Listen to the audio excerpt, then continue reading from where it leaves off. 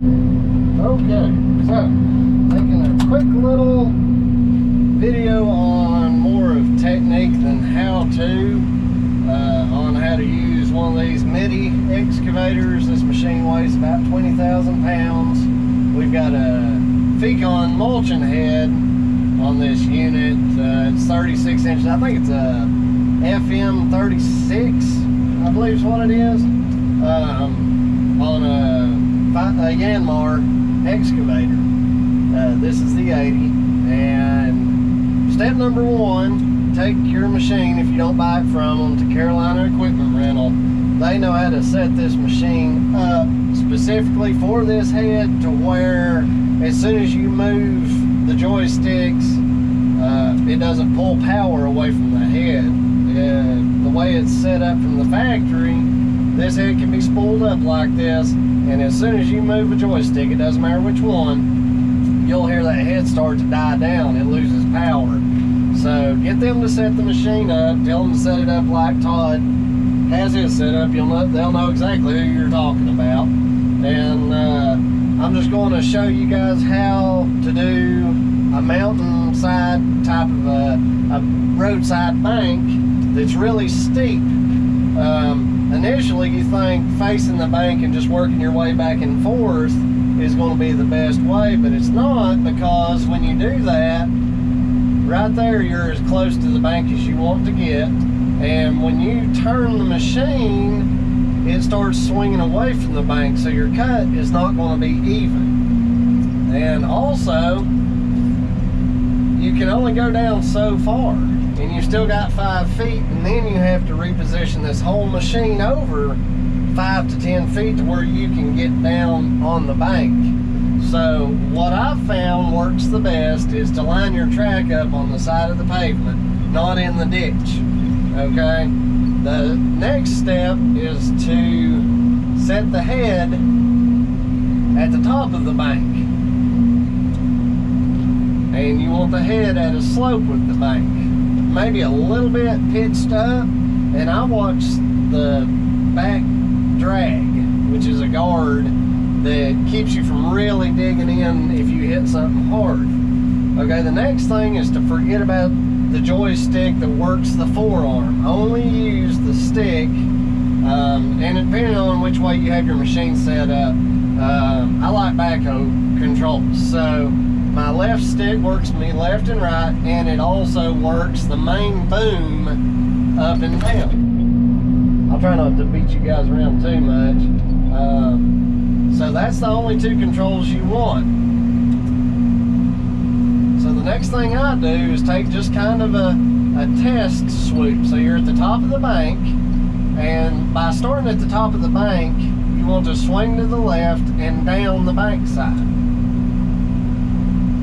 The way this machine is set up, the only time it pulls power from the head is when you push it down. So when you pull up, you know, you don't want 2 negatives. So as you're pulling back up and you're back dragging the material as you go up that bank side, it's returning power to that head. So by the time you get back to the top, your head's spooled up and you can track forward. Go forward about 3 feet, and then you just work that head back down. Taking your time if you're new to an excavator. If you're experienced, then you can take this all the way down. And you can see it's throwing material, but not out into the road. The reason I move forward 3 feet is because that's how much of a cut. So now, as you go down, you're feeding material in, and it's cutting up the bulk of the stuff. When you come back up, once you get good at it, you can just skim along that ground. It's hard for me to say it and do it, but you'll get to where you can just kind of swing that head up like that, and it's like back dragging skid steer with a mulching head. It does its best mulching going backwards. So we're going to track forward about 3 more feet, and we're going to take another cut, and as you get more practice, you can do this faster, just like that.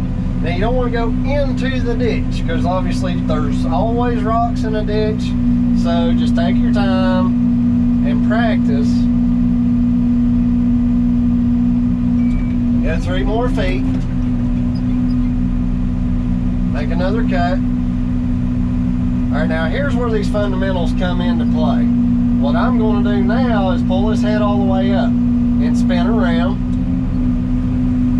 And now all you've got to do, you've moved just far enough. What I do is tilt that head down. Now this isn't a lawnmower, so it's not going to cut like a lawnmower.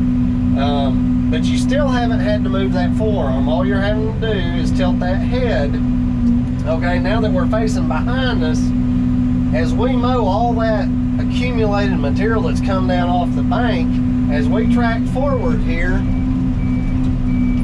you see it's throwing it back toward the bank. This eliminates you having to go back after you mowed miles and miles of road and use a leaf blower or whatever, a sweeper, to blow that stuff back in. So we cleaned this edge of the ditch. Now all we got to do is pivot that head up, get down into the ditch a little bit, and track backwards.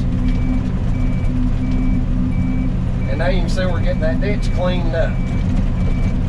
Okay, so now we're pretty much back where we started from. Pick that head up, track back forward until you get to where you haven't mowed anything. And then you're just right back to making that up and down movement. Now, I'm not the best in the world at running one of these machines, but I've put in hundreds and hundreds of hours of doing it, so I know what works and what doesn't, and hopefully I can share what I'm learning with another contractor and save them hundreds of hours just trying to figure out how to do it. Each machine is different. The best advice I can give an individual is when you first get your machine and you get the head on, let that sucker spool all the way up and then move each individual control, whether it's this forward and back, side to side, and this forward and back, side to side, and listen to that head. You know, move it a good little bit and stop and listen and see if that head has to spool back up. That's your resets. You have to learn that. But by doing this pattern with a Yanmar, you're capitalizing on not mulching at the same time you're making a movement that's going to pull power from that head. So again, the way I've got my machine set up on backhoe, you know, and I don't mind to get into the dirt too much. I'll just make a couple of swipes here and let y'all see how fast I actually do this, you know. Another thing, mountain specific, when you're doing these hillsides and you're on the north face, green leafy stuff, good. But when you see moss, that's bad.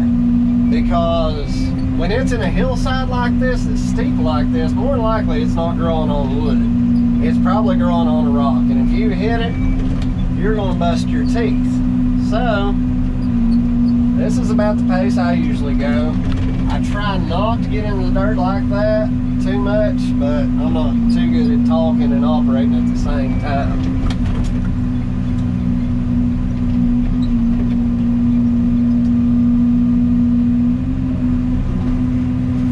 See, now what you can do is, since you're lined up on that roadside, you can just set that head and steer little bits at a time.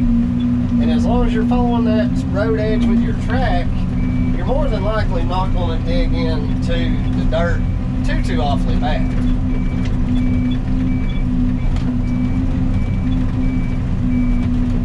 So as far as the Yanmar, that's the way that I run it and I have found to make the best time. So I'm just going to do a couple of minutes of me running this machine, let you see kind of the technique that I use specifically. And hopefully this happens or helps somebody.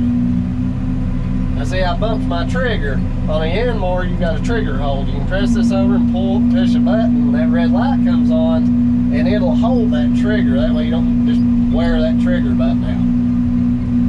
So now I'm going to hush, and you guys can just watch how one of these machines goes along.